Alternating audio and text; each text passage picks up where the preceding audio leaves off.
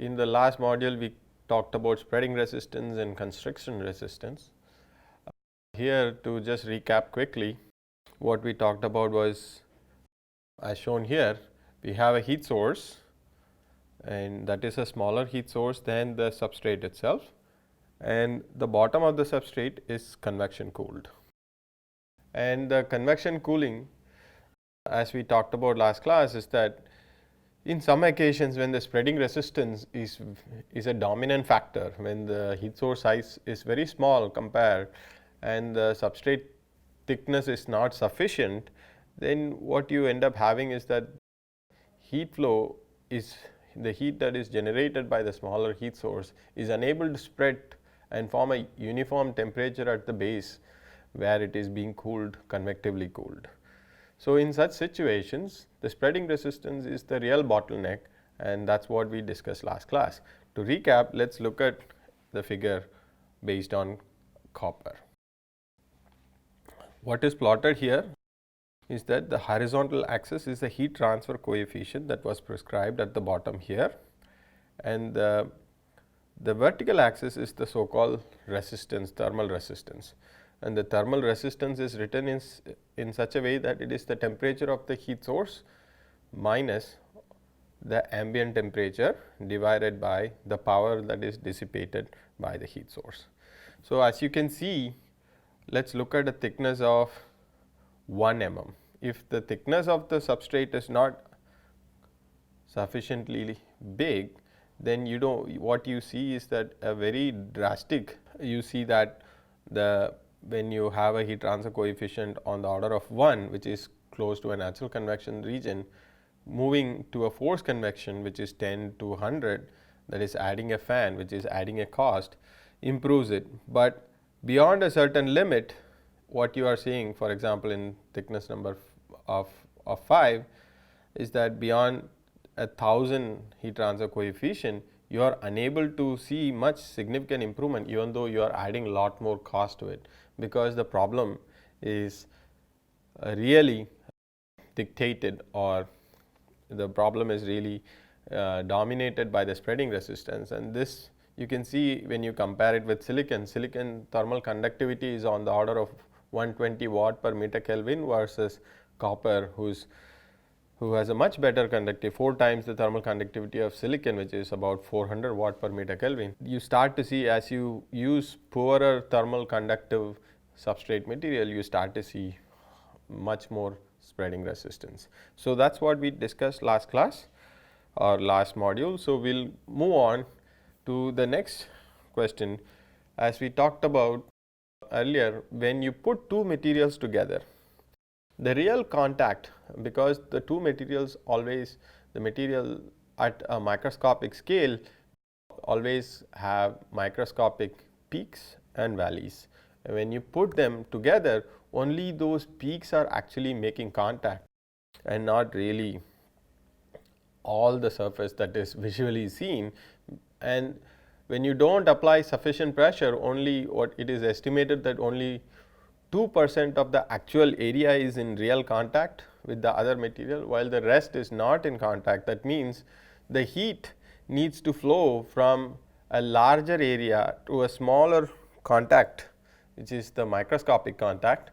So, that is a constriction resistance, and it has to spread from that smaller contact to the second material, and that is the spreading resistance.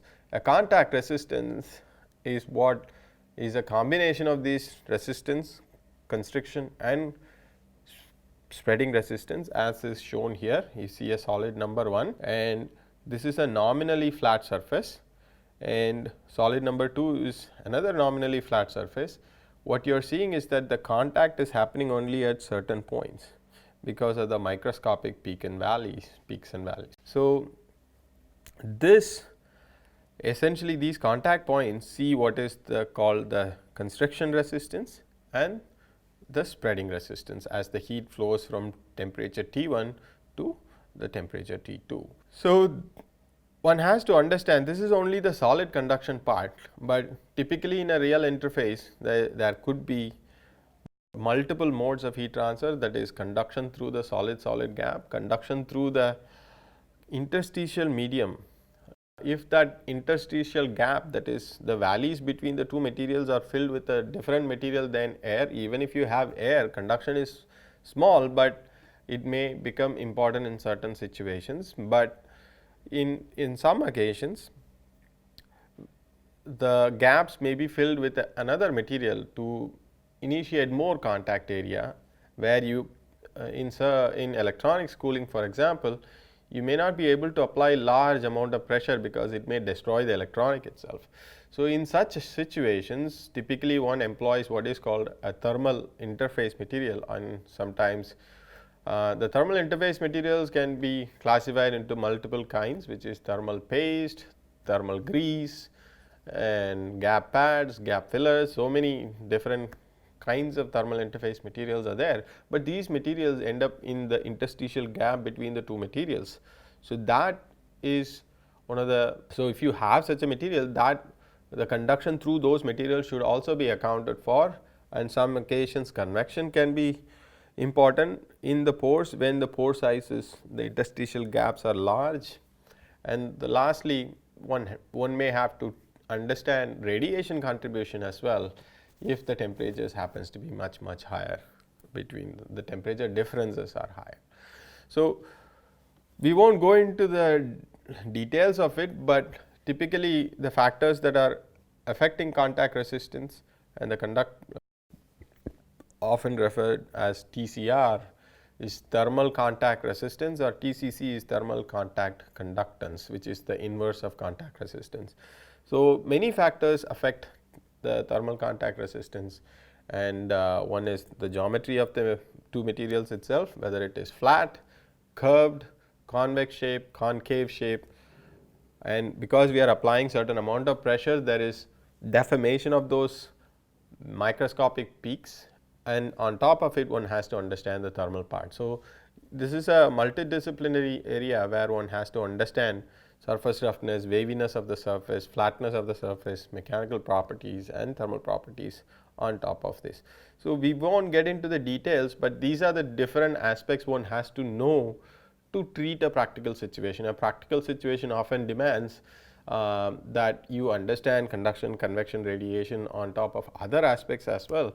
So, with this, the introduction part of the application module, which is the thermal design of electronic equipment, is complete, and now we will focus on convection environment in such systems. So, in your previous modules, you would have been exposed, and you would have dealt with Professor Arun Kumar Sridharan and Professor Prabhu would have discussed in detail about convection from a flat plate.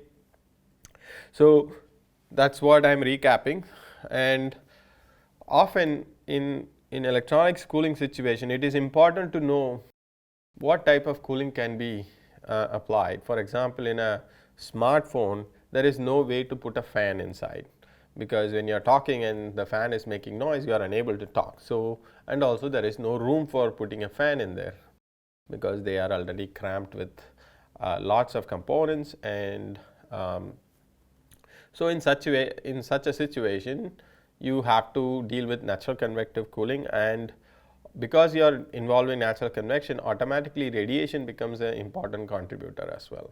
And typical natural convection coefficients often seen is on the order of, if you do not do much to it, if it is a flat surface, it is typically on the order of 1 to 5 watt per meter square Kelvin.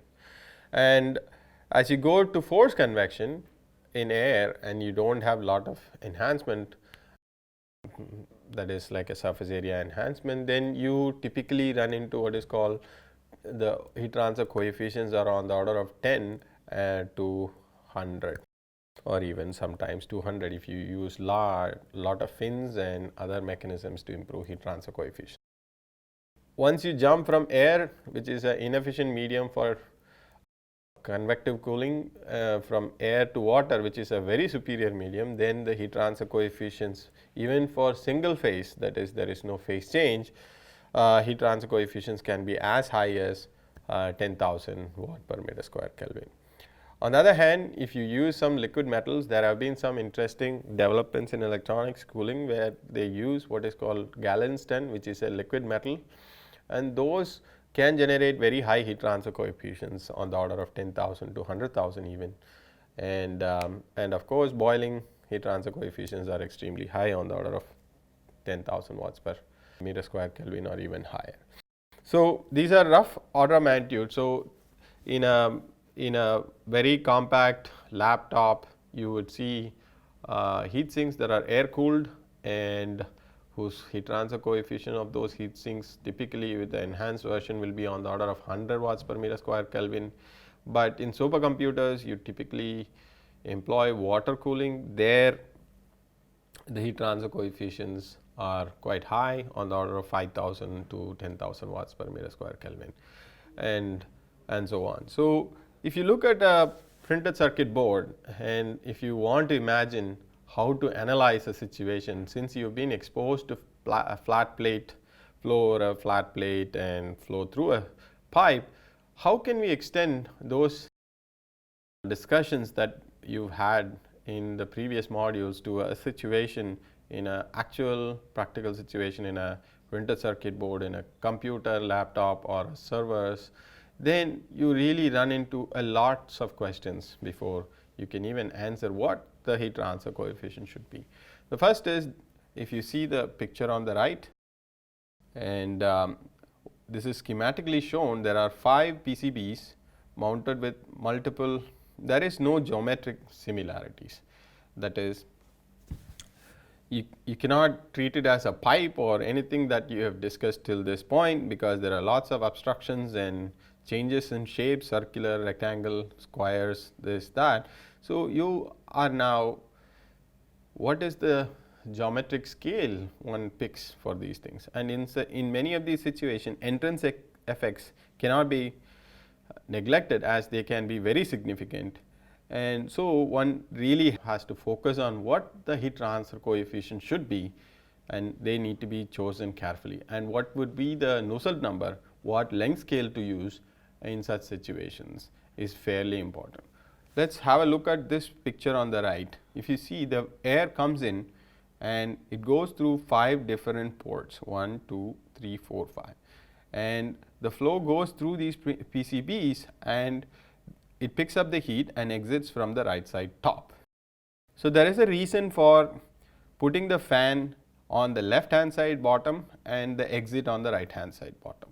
So many of these situations demand, if you want to provide equal distribution of flow, because the flow needs to be distributed in such a large system where you have multiple things, so that all the PCBs benefit from, or in some occasions you tune them in certain specific situation where you have one board that is dissipating way more heat than the other board. So in such situation you have to distribute the flow more carefully, so that one board gets much more flow where the other board, which is dissipating a lot less heat, gets lower flow.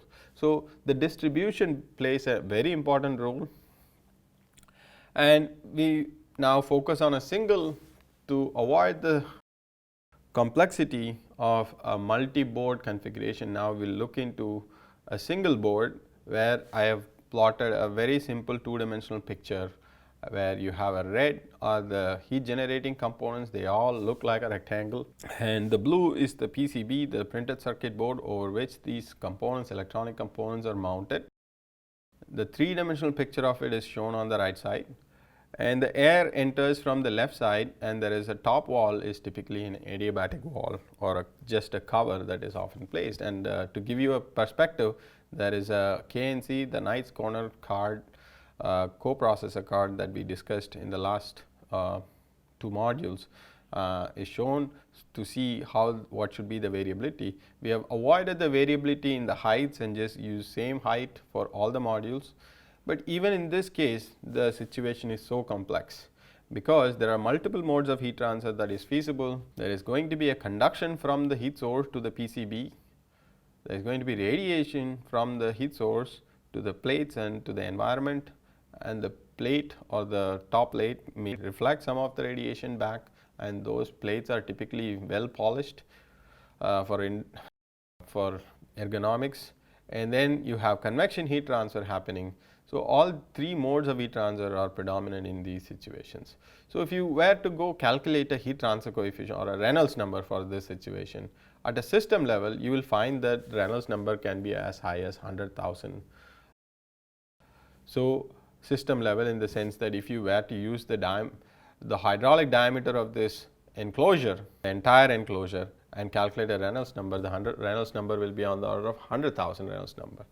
While at the PCB scale, that is at this scale, then it could be as high as 10,000, and at the chip scale it could be as high as 1,000. So, what is the right Reynolds number to use?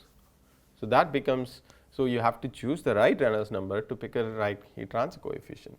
So, what do we choose is really a question, and whenever you see numbers that are greater than on the order of 2,000, you always say the flow is turbulent. So, but on top of a chip it is only 1,000. Is the flow going to be turbulent or laminar? Which coefficients to use, which one not to use? So, that becomes the real question in these situations, is that there is no geometric similarity, how to choose the length scale for calculating a Reynolds number, and all these aspects become very important. And holding into a few more detail is that if you have a heat source that is projecting into a flowing duct, that what you see is that there are multiple aspects. That is, there will be what is called flow bypass. The flow will bypass the heat source, and there will be some separation zones between the heat sources, that is shown as a bubble here. And so, you would have a variety of flow structures that one observes in these situations. So, typically the flows become turbulent very soon, but when you have a heat sink where the heat sink is mounted on top of a heat source, then depending on how the heat sink is mounted, whether there is no clearance, you can see the picture on the left bottom is that there is a heat sink, but the bottom is where the heat source is mounted, and you put a heat sink such that the heat sink is really taking over all the, this is a side view of it, it is occupying all the space that is available over it and also on the sides of it. So, that makes the what is called heat sinks without any tip clearance or bypass.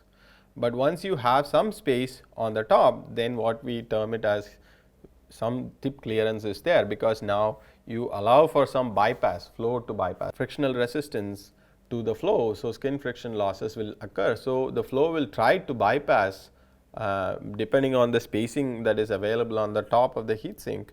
And so, if you have lot more space on the side and the top, most of the flow will end up bypassing the heat sink and not going through the heat sink. So, how do we deal with such situation?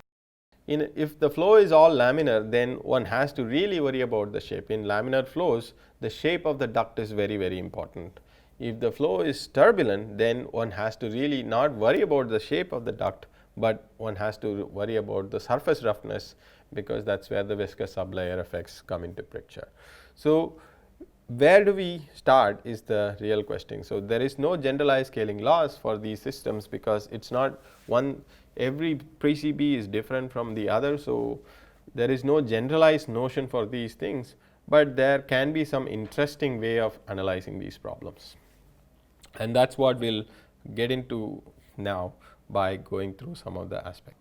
So, I have given you some pictures of heat transfer coefficient. This is flow between two parallel plates that we have discussed in detail in previous modules, where you have heat flux being applied on the top and also on the bottom.